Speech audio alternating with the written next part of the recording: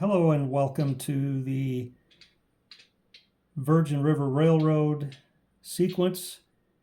This is the illustrating the fifth line, the last of the 5 lines that I have modeled on my layout for the Virgin River Railroad. This particular line is led by a pair of Union Pacific engines, a pair of GP-30s, and as you can see, they're weathered. They're not the shiny out of the box, and I did that with Testor's rust model paint and heavily diluted with paint thinner, and then just dab it on and smear it around and wipe it off where it looks like it's too thick, but definitely they are weathered looking.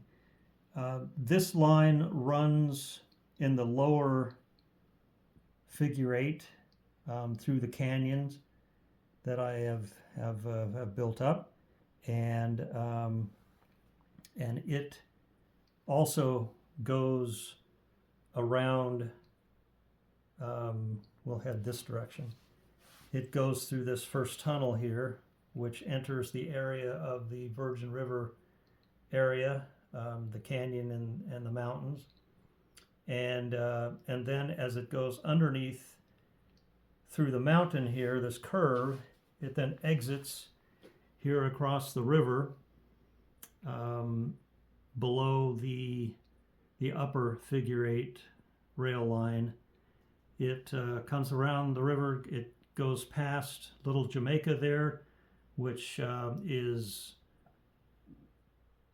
almost underneath that overpass there. If you go from Las Vegas to St. George, just before you get into the Virgin River Canyon, you'll go across that overpass, and underneath that a little further down into the canyon is this place called Little Jamaica. It's a watering hole that the river feeds. It comes down from the top and through waterfalls and into the little watering hole here, and then into the river. It's not a very clean river, it's dirty, but as you can see here in the river, it's lined by fishermen and a boat, a girl in a boat, and a dog on the dock over there, and then a bunch of swimmers.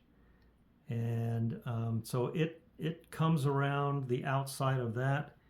It comes through the tunnel there into the canyon towards Moab, which this area is Moab. Slick Rock is here. You can see I have modeled the arches. Yes, I know that trains don't go underneath the delicate arch, but they do on my layout.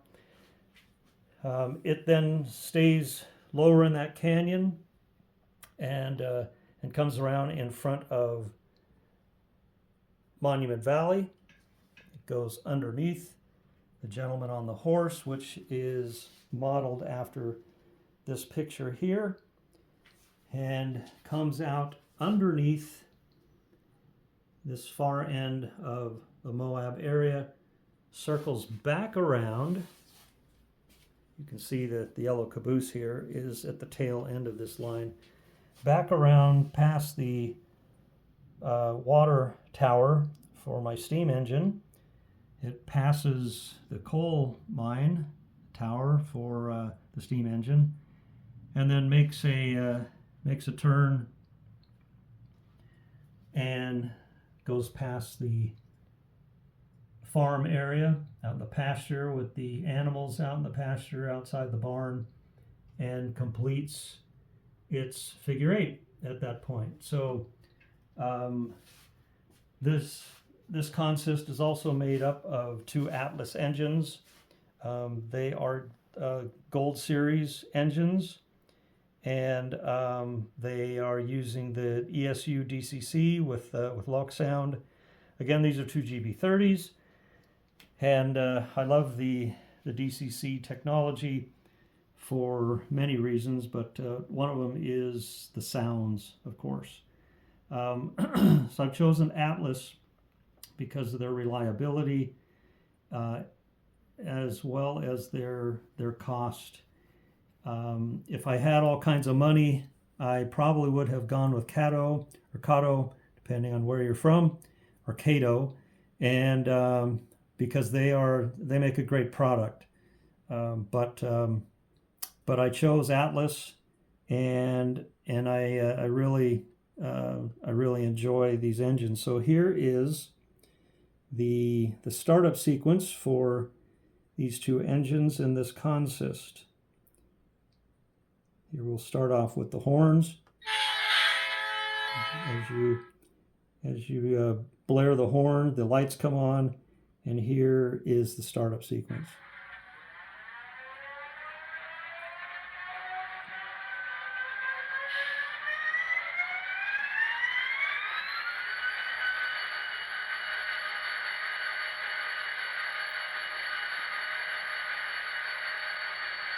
And then we'll back up here a little bit.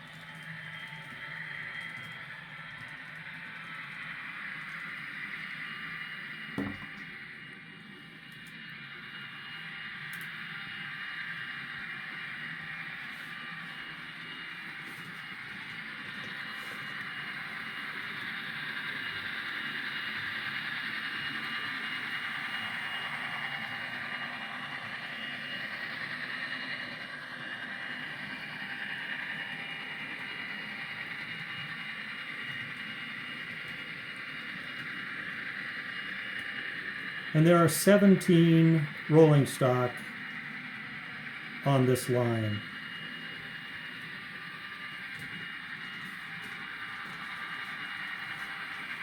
And here it is again going into the tunnel and then back out to and around the river.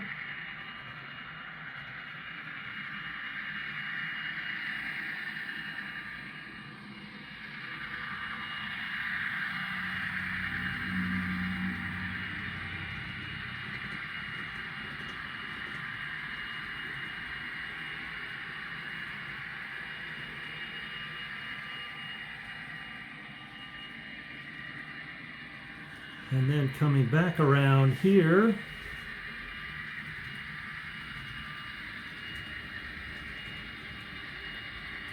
as it comes around the corner.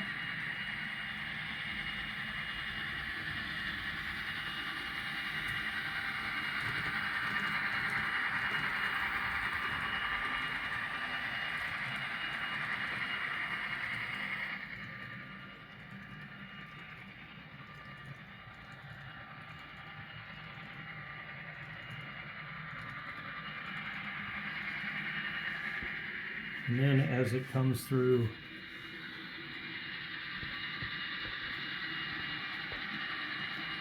underneath the upper figure eight, the bridge,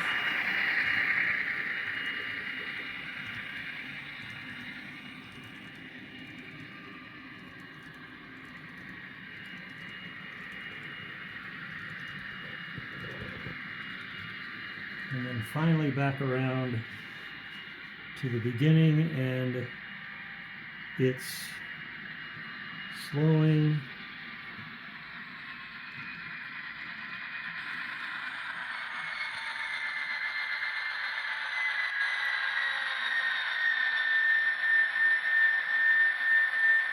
and final stopping.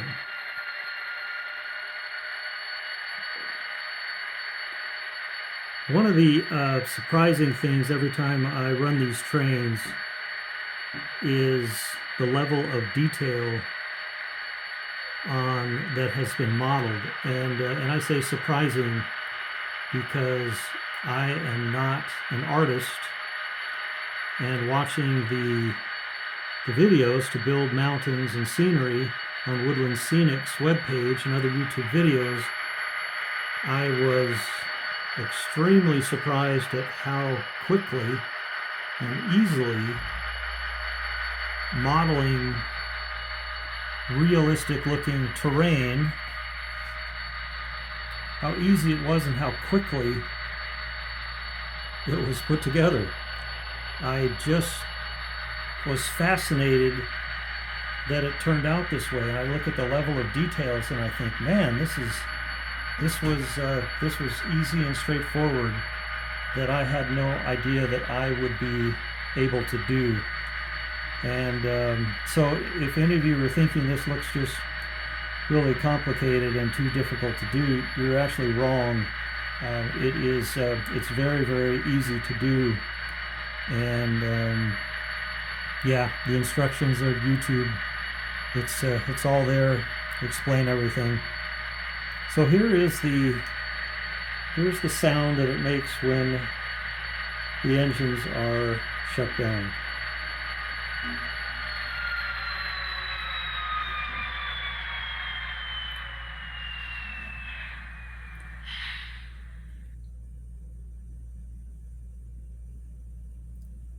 And then again, on all of these locomotives, these diesel locomotives, they have spitter valves that they just continue to sound, to spit, until you kill power to the layout.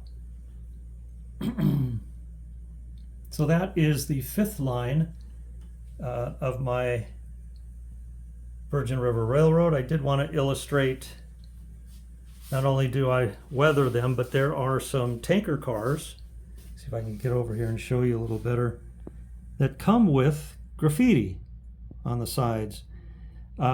This particular tanker car, I definitely hit it hard with rust colored paint on it. It was just too shiny, and it didn't take away from the graffiti at all. And so anyway, it was a lot of fun weathering these things and having them turn out to not look like shiny cars, but actually to make them look like they've been outside a lot and sitting around and traveling around and going places. So thank you very much for taking the time to look at my Virgin River Railroad and this fifth line that I have with these two Union Pacific engines. If you have any questions or comments, please feel free to reach out to me. I'd love to hear from you. Thanks.